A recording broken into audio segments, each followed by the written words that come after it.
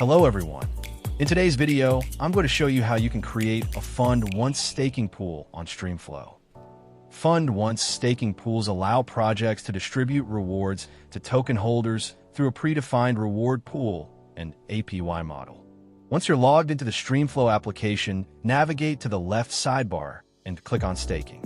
Once the page loads, click Create New in the top right corner. Now you'll have to choose the type of staking pool you want to create. Select Fund Once and click Continue. In the configuration step, you'll have to set up the details for your staking pool. First, from the drop-down menu, choose the token that users will stake in the pool. Next, set the staking pool cap. This determines the maximum amount of tokens that can be staked in the pool overall. After that, choose the expiration date for the staking pool. Once the expiration date is reached, users will no longer be able to stake into the pool and rewards will stop distributing. Below the configuration section, you'll find a reward pool settings. Set the staking duration, which determines how long users will have their tokens staked before they become eligible for rewards. This duration can be configured anywhere between days and longer-term periods, depending on your staking strategy. Next, configure the reward period. This determines how often rewards are distributed to stakers. For example, rewards can be distributed daily, weekly, or at other intervals depending on your preferred setup. Now set the target APY for the staking pool.